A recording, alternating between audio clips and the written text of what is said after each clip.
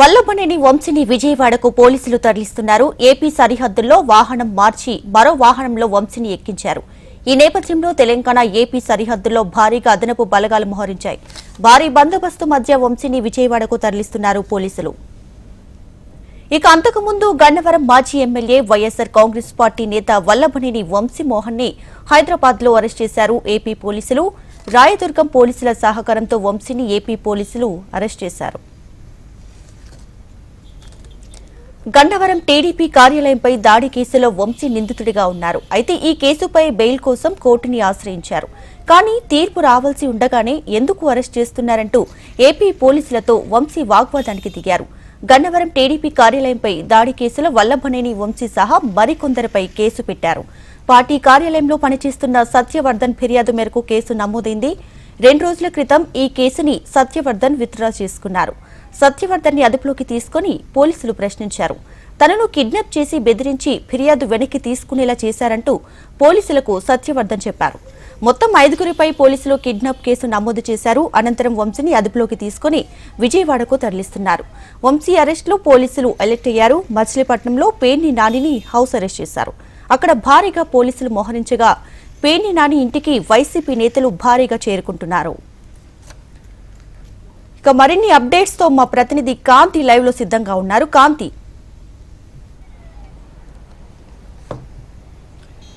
దీపిక, మాజీ ఎమ్మెల్యే వల్లభనేని వంశీని అరెస్ట్ చేసి పోలీసులు విజయవాడ తరలిస్తూ ఉన్నారు. హైదరాబాద్ నుంచి కాసేపటి క్రితం జగ్గైపేట టోల్గేట్ దాటి ఆయన చిల్లకల్లు టోల్గేట్ వరకు చేరుకున్నట్లుగా తెలుస్తా ఉంది. అయితే ఈ కాన్వాయ్ దాదాపుగా ఏదైతే భద్రతా దృష్ట్యా 4 సార్లు వాహనాన్ని మార్చినట్లుగా తెలుస్తా ఉంది. ఈరోజు ఉదయం 7:30 గచ్చిబౌలిలోని వంశీ నివాసానికి వెళ్లినటువంటి పటమట పోలీసులు ఆయనను అరెస్టు చేస్తున్నట్లుగా చెప్పడంతో ఆయన కాసేపు పోలీసులతోటి వాగ్వివాదానికి దిగారు. గన్నవరం టీడీపీ కార్యాలయానికి సంబంధించినటువంటి కేసు ఏదైతే ఉందో కేసుకి సంబంధించి ముందస్తు బెయిల్ కోసం హైకోర్టుని ఆశ్రయించారు వంశీ. ఈ నేపథ్యంలో దీంతో పాటు గన్నవరం టీడీపీ కార్యాలయం పైన కేసు మాత్రమే కాకుండా మరికొన్ని కేసులకి సంబంధించి కూడా ఆయన ముందస్తు బెయిల్ తీసుకుని ఉన్న నేపథ్యంలో ఎందుకు అరెస్టు చేస్తున్నారు అంటూ ఆయనను ప్రశ్నించారు. దీంతో పాటుగా గత 3 రోజుల క్రితం ఏదైతే ఒక భారీ ట్విస్ట్ గా చెప్పుకోవాలి, కార్యాలయానికి సంబంధించినటువంటి కేసు, ఆ కేసును తాను వాపసు తీసుకుంటున్నట్లుగా కోర్టులో జడ్జి ముందు ఆయన వాంగ్మూలం ఇవ్వడం జరిగింది. ఈ నేపథ్యంలో భారీ ట్విస్ట్ అని చెప్పి భావించినటువంటి టీడీపీ నాయకులకి ఈరోజు సత్యవర్ధన్ కి సంబంధించినటువంటి వాంగ్మూలంలో పోలీసులు ఏదైతే వాంగ్మూలం తీసుకున్నారో ఎందుకు కేసు వాపసు తీసుకుంటున్నారు అనే అంశానికి సంబంధించినటువంటి విచారణలో కొన్ని విస్తుపోయే నిజాలు బయటపడినాయి. దీంతో పాటుగా సత్యవర్ధన్ కి సంబంధించినటువంటి బంధువులు ఏదైతే ఇచ్చినటువంటి కేసు ఏదైతే ఉందో మొత్తంగా 4 ఈ కేసుకి సంబంధించినటువంటి సత్యవర్ధన్ ని బెదిరించి తీవ్రమైనటువంటి బెదిరింపుల కారణంగానే సత్యవర్ధన్ కేసు వాపసు తీసుకుంటున్నట్లుగా వాంగ్మూలం ఇచ్చారు అని కూడా వారు ఏదైతే ఇప్పుడు ఇచ్చినటువంటి కంప్లైంట్ లో పేర్కొన్నారు. ఈ నేపథ్యంలో అట్రాసిటీ కేసుతో పాటుగా ఏదైతే బెదిరింపులకు పాల్పడిన కేసుకి సంబంధించి వంశీతో పాటు మరొక 4గురిని కూడా పోలీసులు ఈ కేసులో చేర్చడం జరిగింది. అయితే ఈ కేసుకి సంబంధించినటువంటి అరెస్ట్ అనేది పటమట పోలీస్ స్టేషన్ కి మరి కాసేపట్లో గన్నవరం మాజీ ఎమ్మెల్యే వల్లభనేని వంశీని తీసుకొస్తూ ఉన్నారు. అయితే కొన్ని ఆడియో కాల్స్ ని కూడా ఏవైతే రికార్డింగ్స్ కూడా ఉన్నట్లుగా తెలుస్తా ఉంది. నేపథ్యంలో వీటిలన్నింటినీ విచారించిన తర్వాత ఈ రోజు వల్లభనేని వంశీని అరెస్ట్ చేసినట్లుగా తెలుస్తా ఉంది. అయితే ఈ కేసుకి సంబంధించినటువంటి వాదనలు ఈ రోజు కోర్టులో జరగబోతూ ఉన్నాయి. ఈ తరుణంలోనే వల్లభనేని వంశీ అరెస్ట్ తర్వాత కొన్ని కీలకమైనటువంటి పరిణామాలు అయితే చోటు చేసుకున్నాయి. ఉమ్మడి కృష్ణా జిల్లా వ్యాప్తంగా వైసీపీ నాయకుల ఇళ్ల వద్ద పోలీస్ పికెటింగ్ ఏర్పాటు చేయడం జరిగింది. కొంతమంది సీనియర్ నాయకులు, మాజీ ఎమ్మెల్యేలు, మంత్రుల ఇళ్ల వద్ద కొంత పోలీసులు అయితే హౌస్ అరెస్ట్ చేసిన పరిస్థితి కూడా కొనసాగుతుంది. మచిలీపట్నం మాజీ ఎమ్మెల్యే పేర్ని నాని ఇంటి వద్ద కూడా పోలీసులు హౌస్ అరెస్ట్ చేశారు. దీంతో పాటుగా కొంతమంది నాయకుల ఇళ్ల వద్ద, అలాగే గన్నవరం పోలీస్ స్టేషన్ కు మచిలీపట్నం ఎస్పీ కూడా చేరుకున్నారు. ఇప్పటికే గంగాధర్ అక్కడికి చేరుకుని అభిమానులు లేకపోతే వైసీపీ నాయకులు కావచ్చు, టీడీపీ అభిమానులు కావచ్చు ఏవైనా అల్లర్లు చేసే అవకాశం ఉన్న నేపథ్యంలో అటువంటి అవాంఛనీయ ఘటనలు జరగకుండా ఉండేందుకు కృష్ణా జిల్లా కలెక్టర్ ఆల్రెడీ గన్నవరం పోలీస్ స్టేషన్కి చేరుకున్నారు. అయితే వల్లభనేని వంశీని మాత్రం మరి కాసేపట్లో పడమట పోలీస్ స్టేషన్కి తీసుకొచ్చే అవకాశం కనిపిస్తోంది దీపిక. ఎస్ కాంతి, అలానే ఇప్పుడు వల్లభనేని అరెస్ట్ నేపథ్యంలో అటు వైసీపీ నేతలు కూడా అలర్ట్ అవుతున్నారు. సో ఎటువంటి అల్లర్లు జరగకుండానే ముందస్తుగా పోలీసులు కూడా హౌస్ అరెస్ట్ చేస్తున్నటువంటి పరిస్థితులు కూడా చూస్తున్నాం. మొత్తంగా అక్కడ పరిస్థితి ఏ విధంగా కనిపిస్తుంది?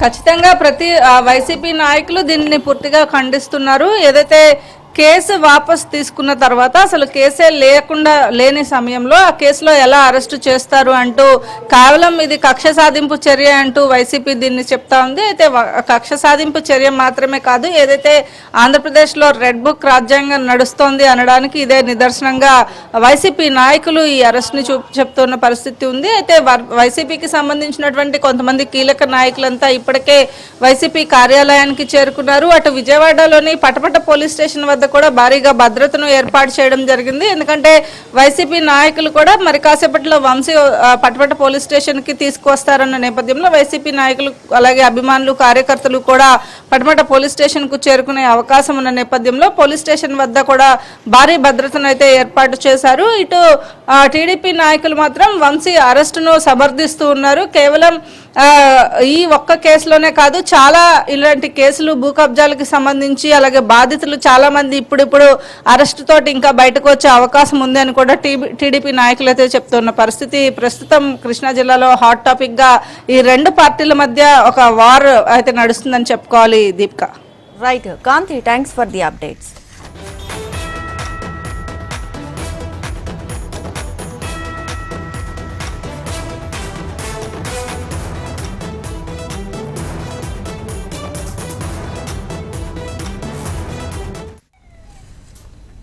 రాజ్యసభలో వక్ఫ్ బిల్లుపై జేపీసీ ప్రవేశపెట్టిన రిపోర్టుపై వాడి వేడి చర్చ జరుగుతుంది. ఇప్పుడు ఆ లైవ్ చూద్దాం. लंबे समय से इस पर सदन की नजर होनी चाहिए थी. सदन क्या निर्णय करता है ये सदन का विवेक है, पर यह मुद्दा इतना व्यापक है जनता के मन में और हर स्तर पर, और इसीलिए कमेटी का गठन किया गया. माननीय भूपेंद्र यादव ने तार्किक बात कही कि जिस तरीके से मुझे अधिकार है, इस कुर्सी पर बैठने वाले को अधिकार है, लोकसभा के अध्यक्ष को है कि कोई बात कही जाए जो रिकॉर्ड में नहीं आनी चाहिए. वही अधिकार और उसी की ओर आपने संकेत दिया था कि ज्वाइंट पार्लियामेंट्री कमेटी के सभापति को भी है. तो यदि अगर इस सदन में हम संयम से काम नहीं करेंगे, सार्थकता से नहीं करेंगे, देश को हित को रखकर नहीं करेंगे और राजनीतिक तरीके से अपने दर्शन को परिभाषित करेंगे, तो राष्ट्रीय हित मेरे हिसाब से खतरे में पड़ेगा. मेरा आग्रह है सदन के नेता से, जो लोग वेल में आए, इस प्रवृत्ति को मैंने गंभीरता से लिया है और आज भी मैंने नजरअंदाज नहीं किया है, क्योंकि आपने कहा दरिया दिली. इस विषय पर दरिया दिली दिखाने का मतलब संविधान के निर्माताओं का अनादर करना. इससे बड़ा अपमान भारत की जनता का नहीं हो सकता कि जिनको भेजा गया वो सभापति के कहने के बावजूद और 3 सदस्यों ने जो विशेषकर आचरण किया है, उस आचरण पर यदि अगर आज सदन समय समाप्ति के पहले कोई निर्णय नहीं लेती है तो इसके दूरगामी परिणाम होंगे. ये फर्क नहीं पड़ता कि संख्या क्या है, फर्क पड़ता है राष्ट्र हित के खिलाफ, सदन की मर्यादा के खिलाफ संख्या कुछ भी हो, कदम न उठाना एक ऐसा कमजोर व्यक्तित्व परिभाषित करता है जो व्यक्ति को खुद को शर्म में डाल देता है. इसलिए मैंने दरियादिली नहीं दिखाई है. इन पर एक्शन हो और ये आज के लिए सस्पेंड हो.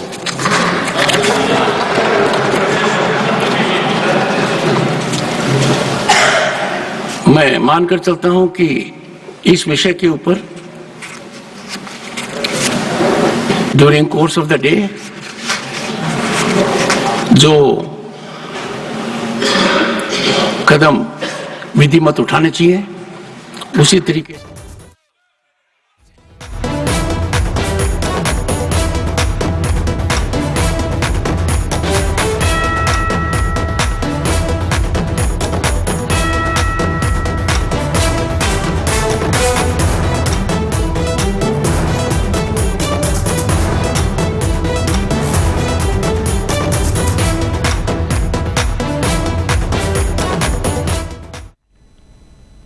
మొయినాబాద్ ఫామ్ హౌస్ లో అసాంఘిక కార్యకలాపాల కేసులో విచారణ ముమ్మరం చేశారు పోలీసులు. కోడి పందాలు క్యాసినో కేసులో బీఆర్ఎస్ ఎమ్మెల్సీ పోచంపల్లి శ్రీనివాసరెడ్డి ఇంటికి వెళ్లారు మొయినాబాద్ పోలీసులు. పోచంపల్లి శ్రీనివాసరెడ్డికి నోటీసులు ఇచ్చారు. కోడి పందేలు నిర్వహించిన ఫామ్ హౌస్ ఓనర్ అవ్వడంతో నిర్వహణపై పోచంపల్లిని విచారించనున్నారు పోలీసులు.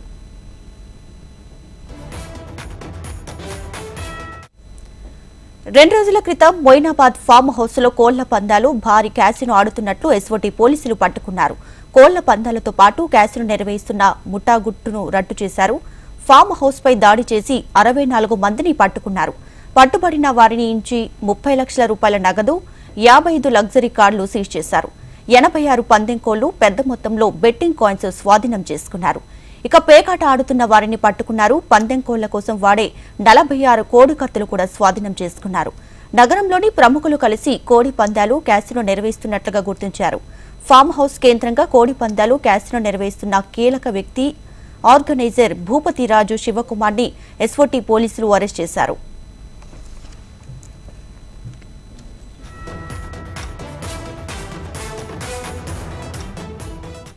రైటిక మొయినాబాద్ ఫామ్ హౌస్ లో అసాంఘిక కార్యకలాపాల కేసులో విచారణ ముమ్మరం చేశారు పోలీసులు. దీనికి సంబంధించి పూర్తి డీటెయిల్స్ మా ప్రతినిధి అమర్ అందిస్తారు లైవ్ లో. అమర్.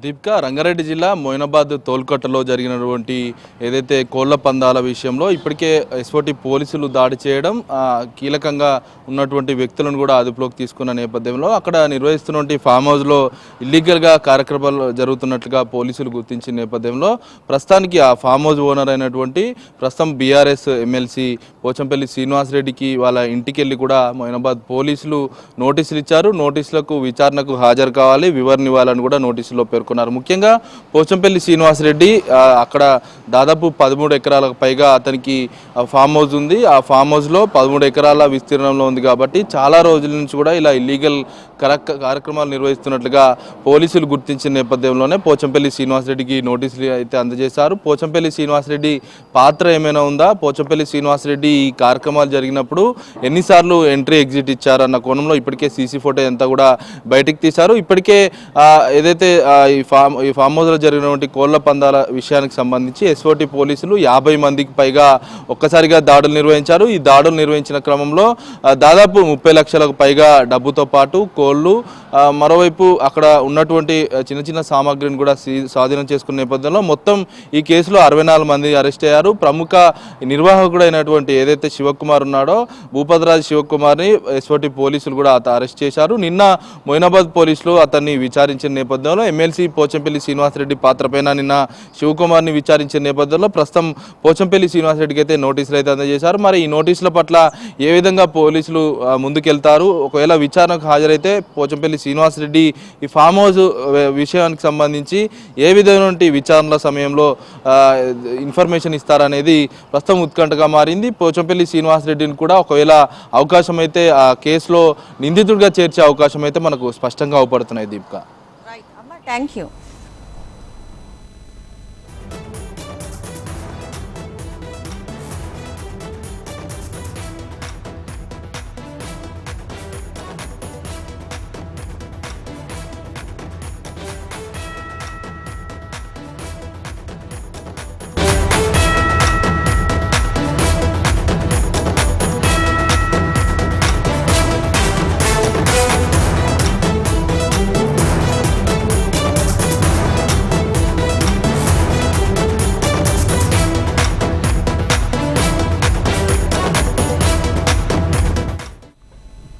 ఏలూరు జిల్లాలో టీడీపీ వైసీపీ కార్యకర్తల మధ్య ఘర్షణ చోటు చేసుకుంది.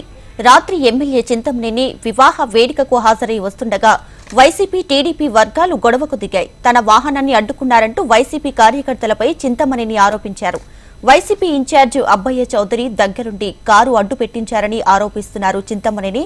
ఇక నియోజకవర్గంలో గొడవలు సృష్టించే ప్రయత్నం చేస్తున్నారని మండిపడ్డారు. టీడీపీ నాయకులంతా సంయమనం పాటించాలని తెలిపారు. నియోజకవర్గంలో గొడవలు సృష్టించాలని చూస్తే సహించబోయేది లేదన్న చింతమనేని తాము తలుచుకుంటే వైసీపీ నేతలు రోడ్లపై తిరగలేరని హెచ్చరించారు. పురంలో పద్మావతి కళ్యాణ మండపానికి మ్యారేజ్కి వెళ్ళాము. అక్కడ గుడివాడ ఎమ్మెల్యే గారు, అమలాపురం ఎమ్మెల్యే గారు వీళ్ళందరూ కూడా వివాహానికి హాజరవడం జరిగింది. వివాహం చూసుకుని నేను బయటకుని వస్తే నా కారు బయటకు వెళ్ళడానికి వీలు లేకుండా ఇక్కడ ఉన్నటువంటి వైఎస్ఆర్ పార్టీ ఇన్ఛార్జి మా కారు ఎదురుగా అడ్డంగా పెట్టి గొడవని ప్రేరేపించి ఆ గొడవ ద్వారా రాజకీయ లబ్ధి పొందాలని ప్రయత్నం చేశాడు.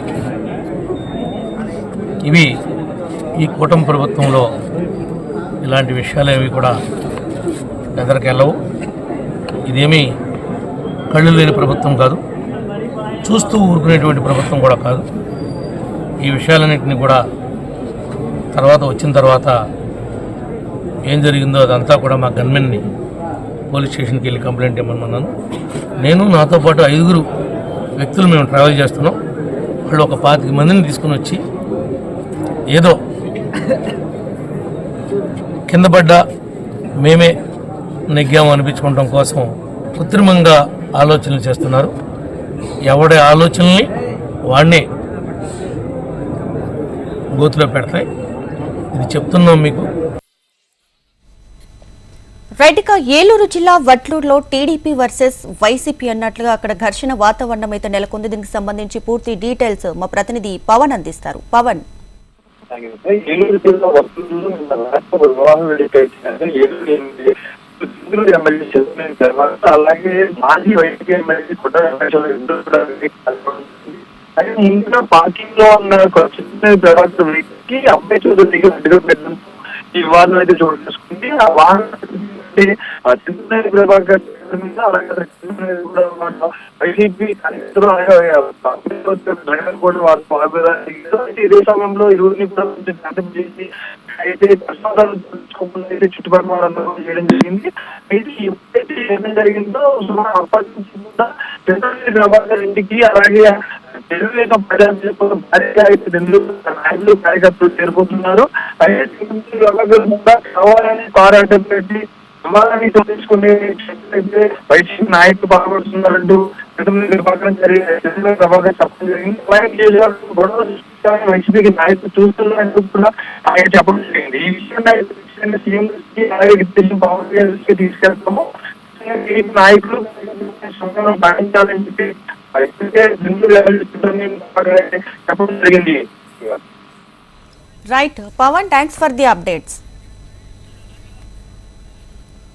గచ్చిబౌలిలో మైక్రోసాఫ్ట్ కొత్త క్యాంపస్ ప్రారంభోత్సవంలో మంత్రి దుద్దిల శ్రీధర్ బాబు మాట్లాడుతున్నారు. ఇప్పుడు ఆ లైవ్ చూద్దాం. Through our last mile fiber connectivity, the vision is already attracting global investors. I mentioned here that, Hyderabad as seen here as a record-breaking interest driven by our strong governance will, continued field efforts, capital investments and future outlook. We are proud to announce the government of Telangana is investing about 15 billion to drive Telangana 2.0 growth story, be it through regional ring road, metro rail expansion, the future city, AI city, Young India Skills University and the Musi in our regeneration, which is a pet project of our Chief Minister. EV adoption, data factories and the new deep tech centers of excellence like quantum, AI, bioinformatics and the legal tech. You know, we are just looking, this vision is not just about the growth today, it's about building a sustainable future for generation to come. That is why our government, especially under the leadership of Mr. Revanth Reddy, took bold initiatives like Hydra, ensuring that Hyderabad progress is measured not just in economic terms, but in a long-term sustainability for the future generations and businesses. And we are also thinking beyond. I was just here in the Global Capability Centers National Convention. We made it a point, and we told them, and we would like to see that Hyderabad will not just be GCC hub, Global Capability Centers hub. We are positioning ourselves as a leader and cutting across, putting all these GCC centers to move across from the traditional approach and move and create a value and making global value centers, and we strongly committed to insert Hyderabad into world's deep tech value chain. The future of the global technology is built here, and those who recognize now will lead tomorrow. With this, I appreciate the Microsoft trust in us and look forward to continued commitment to making Hyderabad a truly sustainable global city. Thank you one and all.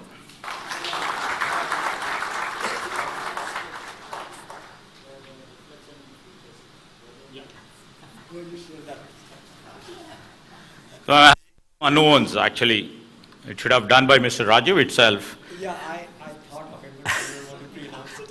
But I, with my Chief Minister's command and Mr. Satyanarayana's commitment, who ordered Mr. Rajiv to put, in a future AI city, the Microsoft has announced their center, and I thank Microsoft again for putting their center in the future AI city. Thank you. Thank you, Microsoft, and thank you to Mr. Satyanarayana. Thank you, Sridhar Babu, for sharing the future plan and some insightful data and inspiring all the leaders of Microsoft. Really love it. Next, I would like to invite Honorable Chief Minister, Sir Shri A. Revanth Reddy Garu to share his thoughts also.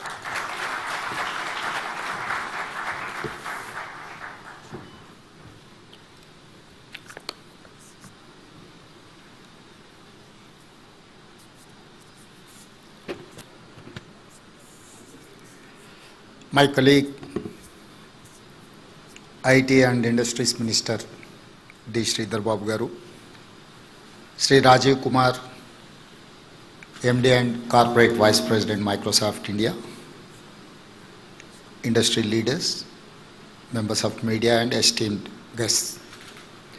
It's a proud moment for all of us. I congratulate you as we stand at the new Microsoft facility built in 1.1 million square feet in Hyderabad. It's a milestone in the journey of Microsoft of Hyderabad. Microsoft and Hyderabad have a long partnership. Microsoft India recently celebrated 25 years journey.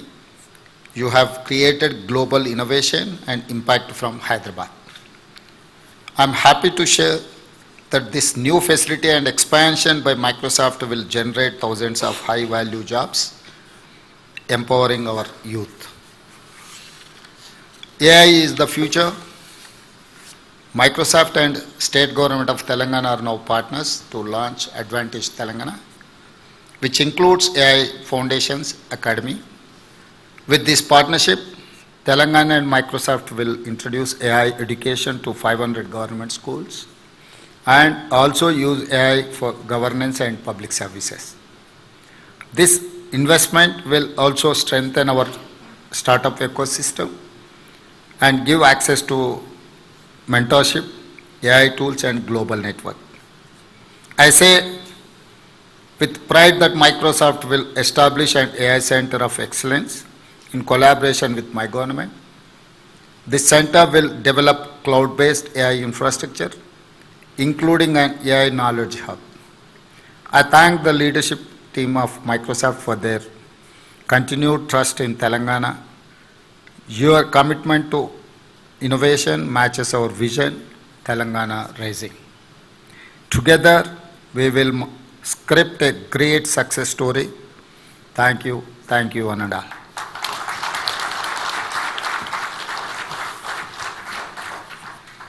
May I request Rajiv ji to kindly share a token of appreciation, a token of gratitude, on behalf of Microsoft. Yes.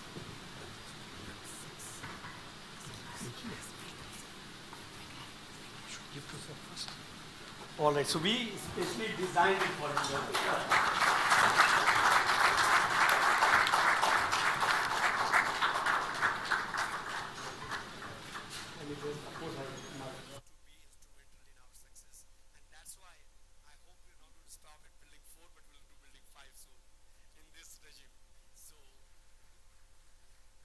Microsoft looks forward to be part of Telangana's aspiration to be a global leader in tech and AI.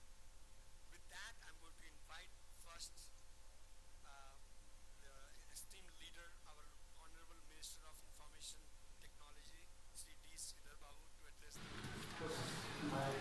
Long time.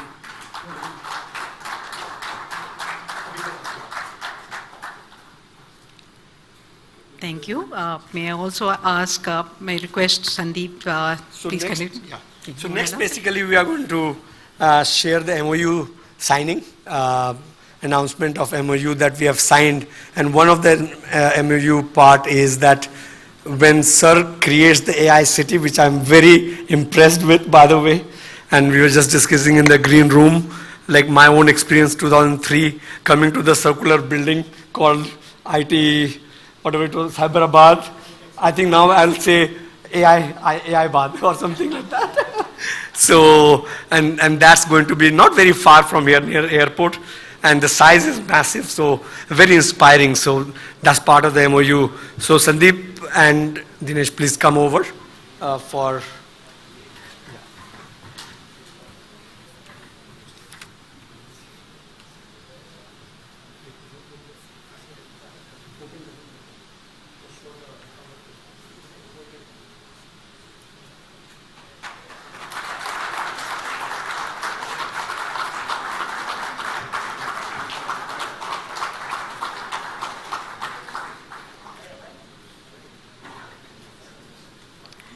Thank you.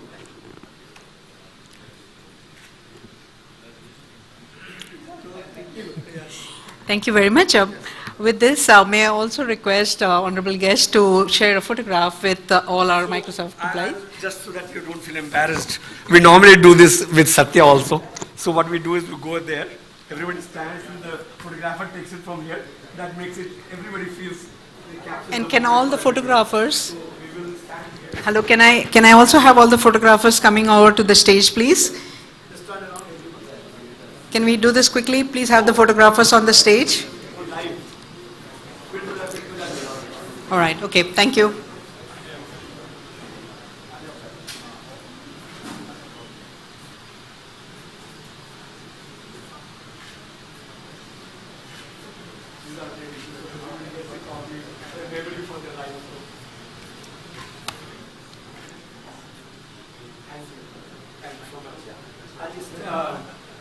A quick announcement. So please, everybody please stay in the room. We'll take the honorable guests to the booths. We have showing 5 demos, something that you have created. So thank you so much. So stay in the room and have snacks in the back.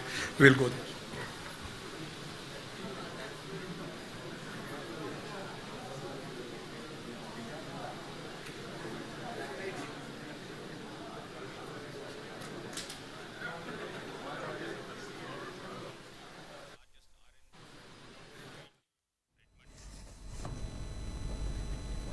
గచ్చిబౌలిలో Microsoft కొత్త campus ప్రారంభోత్సవంలో CM Revanth పాల్గొన్నారు.